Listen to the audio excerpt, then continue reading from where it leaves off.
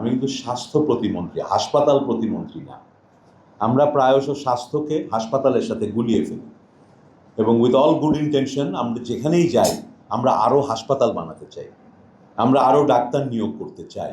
আমাদের আজকের অনুষ্ঠানের সভাপতি মহোদয় যে কথাটি বললেন, জনসংখ্যার 1/3 এই শিশু বয়সী, অথচ আমাদের কিন্তু একটা ন্যাশনাল কোনো চাইল্ড হেলথ ইনস্টিটিউট নাই। সব কিছু ন্যাশনাল ইনস্টিটিউট মোটামুটি কিন্তু হয়েছে, এটা একটা আশ্চর্যভাবে হারিয়ে গেছে। এবং আমি বলবো এখানে আনইনটেনশনাল একটা ডেট্রিমেন্টাল রোল আপনাদের এই শিশু হাসপাতাল পালন করেছে।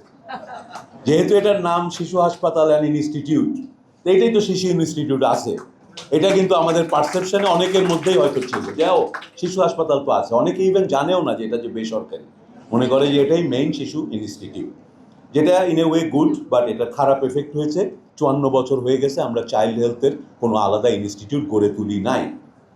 এক্ষেত্রে আপনাদেরকে বলতে পারি আমাদের সরকার, মাত্র আমরা 6 মাস হলো এসছি, মাননীয় প্রধানমন্ত্রী জনাব তারেক রহমান স্বাস্থ্যের ব্যাপারে সবচেয়ে বেশি গুরুত্ব দিচ্ছেন। বাজেট যেমন অ্যালোকেট করেছেন, উনি পার্সোনালি এই ব্যাপারটা নিয়ে খোঁজ খবর রাখেন, পড়াশোনা করেন, শোনেন এবং আমাদের সাথে নিয়মিত আলোচনা করেন, বিশেষ করে শিশু স্বাস্থ্য নিয়ে। এবং তার সহধর্মিনী, যিনি নিজেও একজন বিশিষ্ট চিকিৎসক, ডক্টর জোবায়দা রহমান, ওনারা দুজনই যে ইস্যুগুলোকে অত্যন্ত গুরুত্ব এবং প্রায়োরিটাইজ করেন, শিশু স্বাস্থ্য তার ভেতরে একটি। এবং এই কারণেই আমরা আগামী 2-3 মাসের মধ্যেই 5টি বিভাগীয় শহরে 5টা পূর্ণাঙ্গ শিশু হাসপাতাল শুরু হতে যাচ্ছে।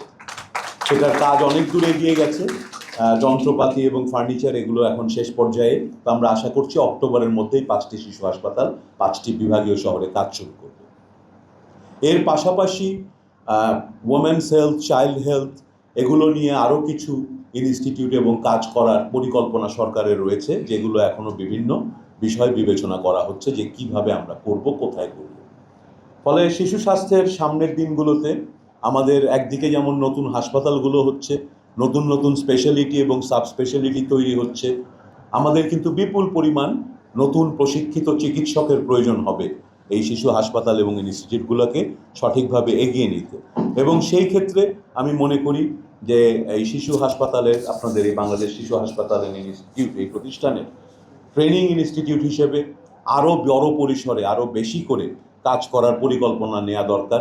ইতিমধ্যে আপনাদের কোর্সগুলো আছে, সুতরাং প্রশাসনিক জটিলতা কম, কিন্তু আপনাদের রোগীর সংখ্যা, নতুন যে আমাদের বড় বড় বিল্ডিং হবে আপনাদের, সব মিলিয়ে আপনাদের ক্যাপাসিটি বাড়তে যাচ্ছে।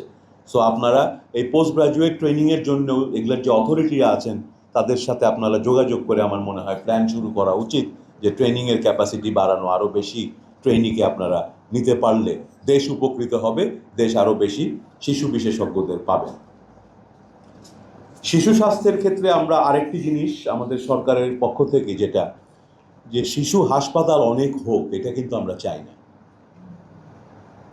আমরা তো চাই না যে অনেক অনেক মিজলস ওয়ার্ড হোক, চাই কি? চাই না। আমরা আসলে অনেক শিশু হাসপাতাল চাই না, আমরা অনেক অনেক স্বাস্থ্যোজ্জ্বল শিশু দেখতে চাই। আমি মাঝে মাঝে বলি যে আমার যে মন্ত্রণালয়, আমি প্রতিমন্ত্রী, আমি কিন্তু স্বাস্থ্য প্রতিমন্ত্রী, হাসপাতাল প্রতিমন্ত্রী না। আমরা প্রায়শ স্বাস্থ্যকে হাসপাতালের সাথে গুলিয়ে ফেলি এবং উইথ অল গুড ইন্টেনশন আমরা যেখানেই যাই আমরা আরও হাসপাতাল বানাতে চাই, আমরা আরও ডাক্তার নিয়োগ করতে চাই। কিন্তু আসলে হেলথ তো শুধু ডিজিজের অ্যাবসেন্স না, আমরা সবাই পড়েছি। তা আমরা আসলে প্রিভেন্টিভ সাইডটাকে জোরদার করতে চাই, প্রাইমারি হেলথ কেয়ারকে জোরদার করতে চাই। আজকে আপনার এই হাসপাতালে কিন্তু বাংলাদেশের এমন কোনো জেলা নাই যেখান থেকে রুগী আসে না। এইটাই হাসপাতালের একটা সাকসেস আর এই হেলথ সিস্টেমের একটা ফেইলিয়ার।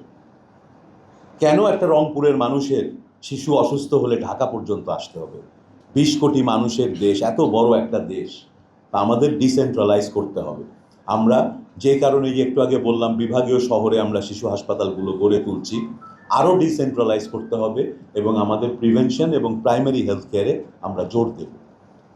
যেটার জন্য আমরা যে মাঠ কর্মীরা আমাদের কাজ করেন স্বাস্থ্য মন্ত্রণালয়ের অধীনে, পরিবার পরিকল্পনার অধীনে প্রায় 40,000 মাঠ কর্মী আমাদের কাজ করেন, সেখানে আমরা আরও 1 লক্ষ নতুন মাঠকর্মী নেব এবং এই 1,40,000 মাঠকর্মীকে সুন্দরভাবে প্রশিক্ষণ দিয়ে একেবারে প্রাথমিক স্বাস্থ্যসেবা দেওয়া, বিশেষ করে মা ও শিশু স্বাস্থ্যের উপরে জোর দিয়ে তাদেরকে প্রশিক্ষণ দেওয়া হবে, কারণ মা ও শিশু স্বাস্থ্যতেই মোটামুটি দেশের কিন্তু 60-75% অফ দ্য পপুলেশন কাভার্ড হয়ে যায়। আমরা যে মাঠকর্মীদের নেব তাদেরকে যেমন বিশেষ প্রশিক্ষণ দেব, তারা যেন আরও বেশি কিছু করতে পারে এখনকার মাঠকর্মীর চেয়ে। তারা বাড়ি বাড়ি যাবে, গিয়ে শুধু উপদেশ কিংবা হ্যান্ড আউট কিংবা জন্ম নিরোধক বড়ি ছাড়াও তাদের আরও অনেক কিছু করার আছে। এই আধুনিক সময়ে প্রাইমারি হেলথ কেয়ারেও কিন্তু অনেক আইডিয়াস, অনেক টেকনোলজি চলে আসছে।